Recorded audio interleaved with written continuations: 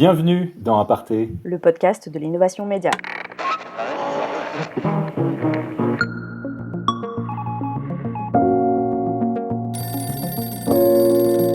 Là, on est en transformation digitale à marche forcée. Il y a plein de services, il y a plein de corps de métier, il y a plein d'individualités aussi qui sont réticents à la bascule numérique, en tout cas à l'implication dans le digital. Là, on est obligé de trouver de nouvelles manières de travailler. Donc oui, ça se fait en quelques jours, alors que ça fait des mois, voire des années que la plupart des journaux se cassent les dents dessus. Bonjour. Cette semaine dans Aparté, on va commencer à parler des impacts de la crise du coronavirus sur les médias. Première conséquence, Marianne Rigaud et moi, nous enregistrons cet épisode à distance. Bonjour Marianne. Bonjour Philippe Couve, bonjour tout le monde. Nous sommes en ligne avec Damien Allemand à Nice. Bonjour Marianne, bonjour Philippe. Damien, tu es responsable digital à Nice Matin.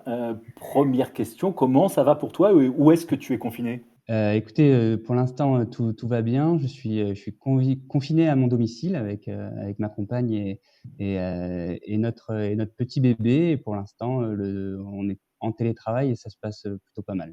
Nice Matin est dans un processus de mutation numérique important depuis quelques années, un processus qui s'est accéléré ces derniers jours. On va en parler dans cet épisode d'Aparté, qui sera donc le premier d'une série sur les innovations des médias au temps du coronavirus. Aparté, c'est le podcast de l'innovation média proposé par Jinkyo, la communauté des talents de l'information, et par samsa.fr, la solution formation des médias et des journalistes engagés dans le numérique. On va commencer par se rendre dans ta région, Damien, précisément à Menton, sur la côte, et on va écouter une vidéo qui a été reprise sur le site de Nice Matin. Ce sont les soignants de l'hôpital de la Palmosa de Menton qui entonnent une Marseillaise avant de s'adresser aux habitants de la région. Aux armes, citoyens, formez vos bataillons, marchons, 15 ans impurs, après nos sillons. Aujourd'hui, plusieurs personnels de l'équipe de l'hôpital se réunissent avant tout pour remercier les habitants que l'on entend tous les soirs. Depuis plusieurs jours, nous rendre hommage par leur marque d'affection, de bienveillance et leurs dons, chacun à leur façon. Viennoiserie, pizza, glace, sophrologie et j'en passe. Nous sommes tous émus par tant de marques de sympathie. Cependant, comme plusieurs soignants le font déjà, nous souhaitons vous rappeler que la plus grande aide pour nous, c'est le confinement. S'il vous plaît, Madame, Monsieur, pour le bien de tous, restez à la maison, regroupez vos courses, arrêtez de sortir tous les matins, il y a encore trop de monde dehors. Sachez que nous, soignants de notre petit hôpital local de la Palmosa à Menton, travaillons en étroite collaboration entre la direction, nos médecins, nos cadres administratifs et toute l'équipe pluridisciplinaire. Nous nous sommes organisés avec un élan de solidarité immense. Je pense qu'on peut parler d'une vraie entraide mutuelle. Vous avez besoin de nous, comme nous avons besoin de vous. Merci à vous. Alors, on était à Menton et c'est une vidéo que vous avez reprise sur le site de Nice Matin. Ça témoigne bien de l'ambiance qui prévaut actuellement, Damien ? C'est un peu compliqué de répondre à la question parce que, comme on disait au début, on est confiné à domicile. Par contre, elle est très représentative de tous les documents qu'on reçoit à la rédaction depuis le début de la crise sanitaire. Il n'y a pas un jour où on reçoit pas 10, 15, 20, 30 vidéos de gens qui s'applaudissent à leur balcon à 20 heures, de vidéos d'infirmiers, de personnel soignant qui veulent témoigner de leurs conditions de travail. Et on reçoit énormément de documents sur cette crise, des documents qui sont tous positifs et en tout cas qui témoignent de soutien au corps médical. Donc il y a une ambiance, en tout cas de ce qu'on voit dans tous ces documents, qui j'ai pas envie de dire festive, mais qui est plutôt bon enfant pour l'instant. Alors dans cette ambiance, dans ce contexte très particulier, Très concrètement, aujourd'hui, comment est-ce que vous travaillez à Nice Matin? D'abord, est-ce que le journal papier continue à être imprimé, diffusé? Alors oui, et c'est très important de le dire parce que c'est une prouesse, je pense, technique. J'ai pas envie de dire que c'est un miracle quotidien, mais en tout cas, oui, on est toujours sortis, depuis le début de la crise. Tout est fait, et tout a été fait pour que le journal continue de sortir. Il y a eu une réduction de pagination, un chemin de fer qui a été refait en quelques heures pour se mettre en ordre de bataille pour garantir la sortie du journal. Tout ça, ça a été fait. Et après, ce qui est intéressant à voir, c'est qu'en gros, tout s'est fait à marche forcée.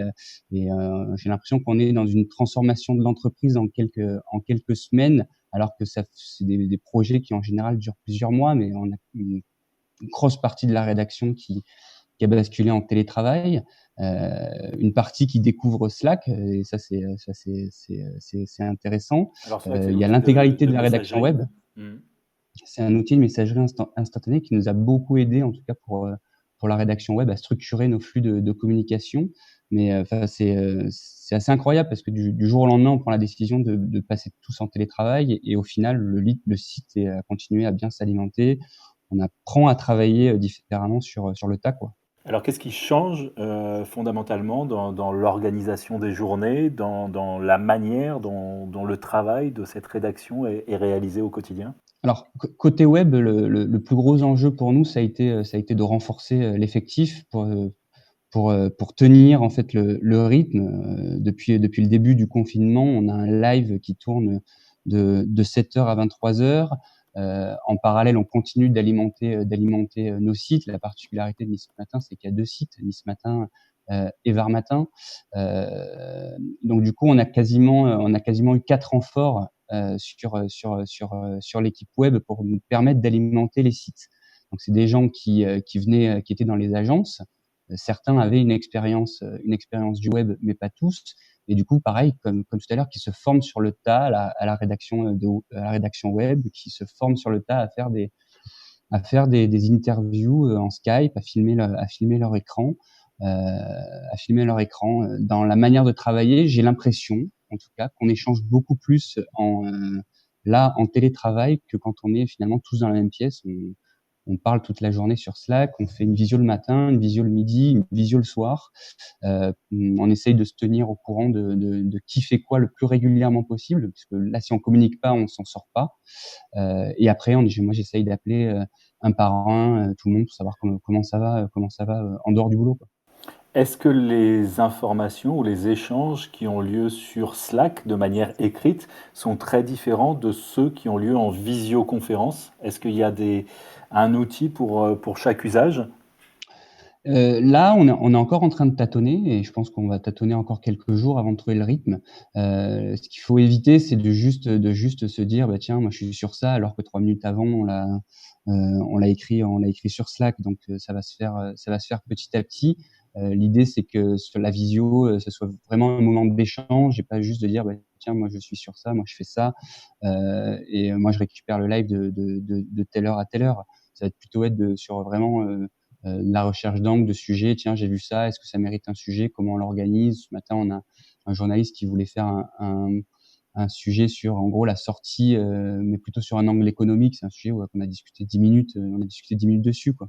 Et humainement, est-ce que ça change des choses pour toi dans le management? Tu disais que tu appelais les gens un par un. Est-ce que dans la façon dont les personnes travaillent ensemble, ça a déjà un impact? Ça a un impact déjà sur, on va dire, sur la journée de travail. La journée de travail est beaucoup plus longue en télétravail qu'au bureau. Il y a un truc que j'avais pas anticipé, c'est en gros le sas de décompression qui est la route pour rentrer à la maison. Où en gros, quand on finit le travail, bah, après on a, je sais pas, 10 minutes, un quart d'heure, une demi-heure de route pour rentrer. Et c'est un peu, voilà, le sas de décompression avant de rentrer dans la maison. Là, on est tous dans notre salon, ou pour ceux qui ont un bureau, dans leur bureau, mais en gros, on se lève le matin, on allume l'ordi, on se couche le soir, on éteint l'ordi. Donc ça, les journées sont beaucoup plus denses là en télétravail. Après, là, ce qu'on est en train de mettre en place, c'est un petit indicateur du bien-être en télétravail. Donc j'ai mis en place un formulaire que j'envoie à l'équipe avec en gros une note sur 5. En gros, comment s'est passée votre semaine? 5 étoiles, c'est très bien. 1 étoile, c'était pas top. Qu'est-ce que c'est qui a bien fonctionné cette semaine? Qu'est-ce que c'est qui a pas du tout fonctionné cette semaine? Et qu'est-ce qu'on peut améliorer? Voilà, ça c'est un truc qu'on commence là et qu'on va essayer de remplir à peu près toutes les semaines. Et est-ce que vous racontez à vos lecteurs votre nouvelle façon de travailler? Est-ce que vous arrivez à transmettre ça, à raconter ça en dehors du journal? Alors, on a fait là, ça se passe en 2 parties, sur le journal. Sur le journal papier, il y a une petite chronique quotidienne où, il y a un salarié qui parle de son travail et il est en photo. Donc, je crois que le premier c'était quelqu'un du service client, le deuxième c'était un journaliste. Aujourd'hui, je crois que c'est quelqu'un des rotatives, mais je suis plus très sûr. Donc ça, il y a ce lien-là qui existe sur le papier. Sur le web, on a fait des posts sur les groupes Facebook qu'on a où on raconte comment on travaille justement en télétravail. Et on a l'équipe solution qui a ouvert un carnet de bord de journalistes confinés en expliquant en gros justement qu'est-ce que ça changeait le télétravail pour eux, Ils font ça tous les jours et c'est assez court, c'est 30 lignes, mais c'est assez important. Et plus largement, pour informer vos lecteurs sur le coronavirus, vous avez développé de nouveaux formats. On va écouter un exemple avec un live Facebook. Bonsoir à tous et bienvenue sur le live Nice Matin Var Matin sur le coronavirus. Je suis Nancy Caton, chef de rubrique santé pour le groupe Nice Matin, et je vais animer un débat auquel vous allez tous participer très activement en posant vos questions, toutes vos questions, dans les commentaires du live Facebook à nos invités que je vais vous présenter très rapidement. Juste avant, je vais vous préciser que ma consoeur Axel Truquet va recueillir toutes les questions que vous allez déposer et nous les transmettre au fur et à mesure du débat. Donc je vais commencer par vous présenter le docteur Éric Denis, infectiologue à l'hôpital d'Antibes. À ses côtés, mais à une distance que l'on a respectée d'1,50 m, le docteur Fabrice Tiget, médecin réanimateur.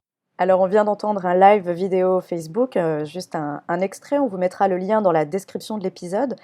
Dis-moi si je me trompe, Damien, mais j'ai l'impression que c'est un dispositif qui était destiné aux élections municipales et qui a été reconverti. C'est exactement ça. Pendant les élections municipales, on s'est lancé dans une folle aventure avec l'équipe vidéo, qui était de retransmettre en direct sur nos sites et nos pages Facebook les débats sur les municipales et dans une qualité proche de la télé, donc assez lourd en effectif, puisqu'il y avait 5 personnes mobilisées sur chaque live. Ce matériel, on l'avait, il nous a pas coûté très très cher, et du coup on l'a réutilisé très très vite là sur la crise du coronavirus, en faisant intervenir une journaliste de Nice Matin, Nancy Caton, qui est spécialisée dans la santé, et des médecins pour répondre aux questions des internautes pendant une bonne heure et demie sur nos pages Facebook. En dehors de ce dispositif, quels sont vos choix éditoriaux en termes de format, de traitement, de temporalité pour informer vos lecteurs sur le coronavirus? Alors, on a essayé plusieurs choses. On a essayé plusieurs choses et on a essayé surtout de découper la journée en temps de lecture. On essaye de consacrer la matinée, donc bien sûr à l'actu toute la journée, mais on essaye de concentrer la matinée sur tout ce qui est initiative solidaire et tout ce qui va être un petit peu espoir lié à la crise du coronavirus. Donc en gros, quand j'ai initiative solidaire, c'est des gens qui mettent en place des collectes pour le personnel soignant, ou qui offrent de la bouffe au personnel soignant, ou un taxi qui va faire toutes ses courses gratuitement pour les petites mamies qui veulent aller faire leurs courses, enfin des choses comme ça. Le midi, ça va plutôt être à comment s'occuper à la maison, avec des tutos, des conseils pour des séries télé, des conseils pour occuper ses enfants. Et plus on va aller dans la journée, plus on va aller sur du temps long, avec du témoignage en fin d'après-midi et du décryptage des annonces du gouvernement ou de nos responsables locaux, avec les impacts sur la vie quotidienne des Azuréens. Est-ce que ça veut dire Donc ça, que c'est pour la première partie. Ah pardon, je Vas-y. pense qu'aujourd'hui, les journalistes sport, par exemple, ou les journalistes d'autres rubriques ont probablement moins de boulot. Est-ce que ça veut dire qu'aujourd'hui, tout le monde est mobilisé sur ces sujets coronavirus? Aujourd'hui, oui, quasi l'intégralité de la rédaction est mobilisée sur le coronavirus, hein, parce que effectivement, bah, le sport a beaucoup moins de matière en ce moment. Du coup, il y a une partie du service des sports de Nice Matin qui est venue en renfort du reportage ou en renfort des secrétaires de rédaction ou en renfort de services pour couvrir l'actualité. Il y a une belle solidarité à ce niveau-là. Et on n'avait pas terminé avec l'ensemble des formats que vous avez mis au point et de la couverture que vous proposez? Ouais, le dernier format qu'on a mis au point, alors c'est pas très original, mais ça fonctionne très très bien. Il y a énormément de médias qui le font et moi j'en suis ravi parce que c'est un format que j'adore. C'est les questions-réponses avec les internautes, où en gros tous les jours on répond à cinq questions de nos lecteurs sur soit le coronavirus, soit les impacts sur la vie quotidienne. Est-ce que j'ai le droit de promener mon chien? Est-ce que j'ai le droit de faire mon footing? Est-ce que je peux attraper le coronavirus en touchant une poignée de porte? Et du coup, tous les jours, on répond à ces questions-là sur notre site. Donc vous avez un vrai rôle d'info pratico-pratique au quotidien et de vérification d'informations, j'imagine. Est-ce que est-ce que vous faites face à une recrudescence de fake news ou à une demande accrue de la part de vos lecteurs de vérifier un grand nombre d'informations? Alors, honnêtement, sur les fake news, pas trop. On a assez, à part les fake news nationaux que tout le monde a pu lire, mais au niveau local, on est pour l'instant assez épargné. Après, par contre, les lecteurs sont en énorme demande d'informations très pratiques et très concrètes qui parfois sont un peu loin des préoccupations. Nous, les journalistes aiment bien faire des sujets d'angle, des belles interviews ou quoi. Là, on se retrouve avec des questions très très concrètes d'internautes qui sont: est-ce que quand je vais faire les courses, est-ce qu'il faut que je nettoie mes légumes quand je rentre à la maison? Et du coup, on a un vrai rôle à jouer sur bien expliquer aux gens, avec ce qu'on sait, hein, et du coup d'aller chercher la bonne info pour la retranscrire le plus lisiblement possible à nos lecteurs. Et ça, on a vu que c'était compliqué d'avoir la bonne info, où les consignes peuvent être évolutives, on va dire, dans la mesure où cette épidémie, au moment où on parle, est encore relativement mal connue. Ça pose des défis ou des questions déontologiques parfois pour la rédaction?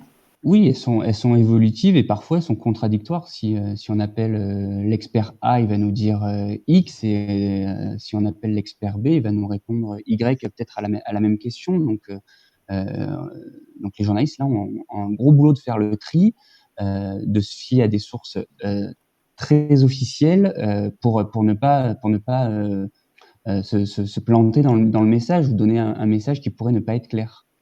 Là, je ne sais pas si vous avez vu les échanges sur le compte Twitter du ministère des Sports sur le jogging, où en gros personne ne comprenait les annonces du gouvernement sur la pratique du jogging. Alors l'une des marques de fabrique de Nice Matin, ce sont aussi les opérations de solidarité avec les lecteurs. Et de solidarité, il en est besoin en ce moment, comme l'explique ce restaurateur de Nice quelques minutes après l'annonce de la fermeture de tous les bars et les restaurants du pays par le Premier ministre. Messieurs, dames, bonsoir. Ce soir, le gouvernement a pris la décision de fermer tous les commerces de bouche, bars, etc. Une décision que nous respecterons, bien sûr, que nous trouvons certes un peu hâtive. Nous aurions peut-être aimé 24 ou 48 heures pour nous retourner et évacuer nos stocks. Donc là, je fais une demande à tous mes amis restaurateurs et cuisiniers. Vu que nous sommes obligés de fermer, vous allez tous certainement perdre de la marchandise. Peut-on simplement, par nos moyens, par le biais de Facebook et des réseaux sociaux, appeler nos amis des associations caritatives style Resto du Cœur, etc., à venir demain dans la matinée récupérer toute la marchandise possible. Juste ceci pour éviter un certain nombre de gaspillages alimentaires et aider ceux qui sont vraiment dans le besoin, en espérant que notre pays se relève de cette pandémie. Merci. C'était le patron du bistrot du port à Nice, un appel qu'il a lancé sur les réseaux sociaux et qui a été relayé par Nice Matin. On le sait, la question de la solidarité, elle est importante depuis ces dernières années, depuis l'époque de la reprise du journal par les salariés, où vous avez multiplié les actions de solidarité dans différents contextes. On repense notamment à la question des inondations, à celle du drame qui s'était produit sur la promenade des Anglais avec ce camion qui avait traversé cette promenade des Anglais. Aujourd'hui, en période de coronavirus, Damien Allemand, vous vous êtes aussi mobilisé sur le terrain de la solidarité? Oui, on a malheureusement l'habitude des catastrophes à Nice Matin. Et à chaque fois, on mobilise nos lecteurs et la rédaction autour de causes. Pendant les inondations, on avait créé des cagnottes sur Ulule pour aider les sinistrés. On l'avait également fait pour les attentats. Et à chaque fois, on a essayé de se demander comment Nice Matin pouvait être le plus utile à ses lecteurs en essayant de les mobiliser. Là, pour le coronavirus, ce qui nous a sauté aux yeux, c'était après la première allocution d'Emmanuel Macron, quand il annonce que l'école s'arrête. On se disait, mais comment tout le monde va faire avec les enfants? Et du coup, on a essayé de trouver une solution pour essayer de rendre service à nos lecteurs pour la garde d'enfants. Et finalement, la solution s'est un peu élargie à plein d'autres choses, comme faire les courses. Alors, on a développé, développer c'est un grand mot, mais on a mis en place une web app qu'on a faite sur Glide, qui est une start-up américaine qui permet de faire des web apps très facilement. Il n'y a pas de code, c'est un Google Sheet qui est derrière. Il faut juste le construire et mettre quelques formules pour que toutes les pages communiquent entre elles. On l'a sorti en 10 heures après l'allocution de Macron. Et du coup, elle s'appelle Coroned. Et le principe, c'est en gros, vous avez envie de proposer une aide pendant cette crise du coronavirus. Donnez-nous votre nom, donnez-nous votre adresse, laissez votre numéro de téléphone si vous voulez sur l'application. Les gens peuvent les consulter et vous contactent s'ils en ont besoin. Et du coup, dessus, on retrouve de tout, puisqu'il y a des gens il y a des assistantes maternelles qui sont au chômage technique et qui, du coup, proposent gratuitement leurs services. On a des chauffeurs Uber qui proposent gratuitement leurs services. On a des gens qui disent, voilà, je suis disponible, je suis en bonne santé, je suis volontaire pour aller faire des courses pour des personnes âgées. On a la dernière fois, j'ai lu un message qui m'a fait sourire. C'était quelqu'un qui disait qu'il avait un gros stock de Doliprane chez lui et qu'il était prêt à en offrir à ses voisins ou à d'autres si jamais ils en trouvaient plus en pharmacie. Et du coup, moi, il y a des échanges qui sont assez inspirants sur la plateforme, et surtout, il y a énormément de propositions. Ça n'arrête pas depuis le début. Vous avez des chiffres sur la fréquentation de cette plateforme? Ça, c'est la première question. Et la deuxième question, c'est ça ressemble à une application, mais ça ne se télécharge pas comme une application. Il suffit d'aller sur le lien et comme on surfe sur un site web, on arrive sur cette web app. Est-ce que les utilisateurs comprennent ce fonctionnement? Alors, je vais essayer de te répondre aux deux en même temps. Du coup, depuis le début, on a 25 000 téléchargements. Ce qui est, on s'attendait pas à autant. Moi, je trouve que c'est beaucoup, mais je saurais pas comment la situer. Et on a eu 98 000 visites. Donc, en gros, sur les 98 000 visites, il y en a 25 000 qui l'ont téléchargé. Vous avez aussi lancé une newsletter. Vous avez passé en mode gratuit votre formule numérique pendant 2 mois. En quoi ces différentes initiatives, dans ce contexte coronavirus, est-ce qu'elles s'inscrivent dans l'ADN de Nice Matin? Oui, complètement. Sur l'appli, oui, à tous les niveaux. parce que on a un journal qui a le participatif dans le sang, parce qu'on a été parmi les premiers à relancer le journalisme de solution en France en 2015. Donc, l'application Coronet est typiquement quelque chose qui transpire le journalisme de solution et l'utilité. La newsletter quarantaine à l'italienne, oui, parce que pareil, dans l'esprit du journalisme de solution, c'est toujours comment aller voir à l'étranger comment nos voisins gèrent la crise. Donc là, on a une newsletter qui est dédiée à la gestion de crise en Italie, comment ils gèrent, comment ils la vivent. Depuis le début, on dit qu'ils ont 10-15 jours d'avance sur nous. Donc là, tous les 3 jours, on a des nouvelles très concrètes de où en est la situation en Italie, en essayant d'être optimiste, même si c'est pas facile du tout. Et sur le passage en gratuit, là quasiment tous les médias l'ont fait. C'est normal. Je pense que c'est compliqué là d'essayer de faire des offres. Toutes ces initiatives. D'essayer de vendre son abonnement alors que tout le monde est. Ah. Oui, Marianne. Toutes ces initiatives depuis le début de la pandémie que tu nous décris, Damien, est-ce que c'est pas finalement la version accélérée du processus de mutation numérique que mène Nice Matin depuis quelques années? Est-ce que c'est pas une version concentrée en 2 semaines là, de ce que vous menez depuis 2 ans, 3 ans pour faire évoluer la proposition notamment numérique de Nice Matin? Voilà, là on est en transformation digitale à marche forcée. Il y a plein de services, il y a plein de corps de métier, il y a plein d'individualités aussi qui on va pas se cacher sont réticents à la bascule numérique, en tout cas à l'implication dans le digital. Là, on est obligé de travailler sur de nouveaux outils. On est obligé de trouver de nouvelles manières de travailler. Donc oui, ça se fait. Les transformations des organisations se font en quelques jours, alors que ça fait des mois, voire des années que la plupart des journaux se cassent les dents dessus.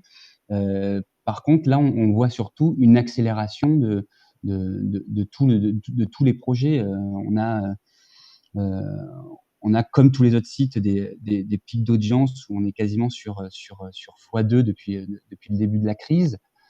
L'abonnement numérique marchait très bien chez nous. Là, même en ayant passé les contenus en gratuit, les gens continuent de s'abonner, alors qu'objectivement, ils n'auraient plus de raison, vu que 99% des articles sont gratuits aujourd'hui. Tout ça, c'est des choses sur lesquelles on va devoir travailler pour la sortie de crise, pour continuer en fait d'avoir ce trend-là dans et l'implication des équipes et au niveau des KPI. Alors justement, tu parles déjà de l'après. Je ne sais pas si tu as déjà un peu le recul nécessaire pour répondre, mais qu'est-ce que vous allez pouvoir tirer comme enseignement de la période que l'on traverse? Ça va être plutôt une confirmation. La confirmation, c'est qu'il faut qu'on soit à l'écoute de nos lecteurs. Donc c'est quelque chose qu'il va falloir mettre en avant, je pense, encore plus. Là, par exemple, nous, on avait prévu cette année de refaire notre offre abonnée graphiquement et notre site gratuit. Je pense que on parlera beaucoup de comment est-ce qu'on peut impliquer le lecteur encore plus qu'on ne le fait déjà aujourd'hui. On parle de cette mutation numérique sous stéroïdes ou en mode très accéléré, compte tenu du contexte. On explique souvent que ça pèse beaucoup sur les managers qui se retrouvent en situation assez compliquée, assez complexe dans ces processus de changement et de transformation numérique. Est-ce que c'est quelque chose que tu constates aussi chez Nice Matin ? Oui et non, parce que on a quelques outils de communication depuis longtemps à Nice Matin. Après, la crainte, c'est en gros la perte de contrôle sur sur les canaux de communication, sur la prise de décision, où là, tout va très vite. Et du coup, un manager qui n'est pas agile ou qui décroche quelques minutes de son ordinateur pour faire quelque chose, il y a peut-être 15 choses qui se sont décidées, en gros, sans que lui ait vu passer la chose. Et ça, je pense que c'est déstabilisant pour un manager. Tout s'horizontalise aussi de plus en plus. Les équipes deviennent de plus en plus autonomes. Là, en plus, avec le télétravail, ça n'arrange pas. Tout le monde est à distance. Tout ça, je pense que c'est très perturbant pour un manager. Et du coup, ils sont obligés de rentrer dans ce mood du télétravail, de l'horizontalité. Et ça, je pense que c'est très perturbant. D'un point de vue personnel, est-ce que la période est perturbante pour toi, pour tout ce qui se fait de façon aussi vite? Je pense notamment à un tweet que tu as fait le 21 mars. Tu disais que vous aviez recueilli des messages de soutien auprès de vos lecteurs à l'attention du personnel soignant, et tu disais que tu avais des frissons en lisant ces premiers messages. Toi, comment tu te sens? C'est quand même une période assez inédite, extraordinaire dans la façon de traiter l'info, dans la façon de reconfigurer l'équipe. Ça va durer encore un petit moment comme ça. Tu te sens comment? Bah, c'est une période qui est très paradoxale là pour nous, parce que d'un côté on est très stressé, on est fatigué aussi par le travail, on est stressé parce que le boulot est stressant, et puis on est aussi stressé pour nous, pour nos proches, en gros, est-ce qu'ils vont pas attraper le coronavirus, est-ce que tout le monde va bien, tout ça. Donc ça, il y a cette partie-là qui est très stressante personnellement. Et après, professionnellement, on est plutôt dans en tout cas moi je trouve, une période qui est très stimulante, où on peut tester beaucoup de choses, où en gros on peut tester, se tromper, et en gros c'est pas très grave, parce qu'il y a tellement de choses, qui marchent à côté, qu'on peut se planter sur un truc. Demain on peut se dire, bah tiens, on va faire, je sais pas, un chatbot sur le coronavirus, ça marchera pas, bah c'est pas grave, ça marchera pas, mais tout autour marche. Donc c'est pas le problème. Par contre, c'est une période qui est plutôt stimulante, donc pour inventer de nouvelles choses, pour inventer de nouvelles manières de raconter des histoires. Et après, il y a une réactivité qui est très très forte. Quand on met un formulaire en ligne pour en gros laisser vos messages d'encouragement au personnel soignant, on publie ce formulaire sur le site. 10 minutes après, il y avait 200 messages, et je crois qu'aujourd'hui il y en a 4000. Donc on voit que les gens sont en attente, on voit qu'ils ont envie de parler.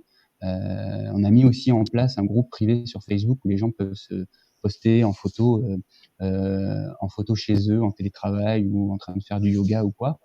Les gens ont besoin de partager en ce moment, et de parler même virtuellement à d'autres gens. Voilà. Et c'est ici qu'il faut qu'on arrive à trouver le bon créneau pour s'installer. Moi, j'aimerais bien dans les prochaines semaines peut-être lancer des rooms de discussion sur le foot, qui seraient animés par nos journalistes sportifs, pour encore garder du lien avec nos lecteurs différemment. Moi, je vois plein de choses hyper intéressantes à la télé. J'ai l'impression que tous les métiers sont en train de se réinventer en ce moment. Merci Damien Allemand, et bon courage pour la suite. Je rappelle que tu es responsable digital de Nice Matin, que tu étais dans notre micro à distance depuis Nice donc. Merci Damien d'avoir participé à ce nouveau numéro d'Aparté, le podcast proposé par Jinkyo, la communauté des talents de l'information, et par samsa.fr, la solution formation des médias et des journalistes engagés dans le numérique. Salut Damien, salut Philippe Cauve. Salut Marianne Rigaud, et on se retrouve la semaine prochaine dans Aparté pour parler à nouveau innovation média.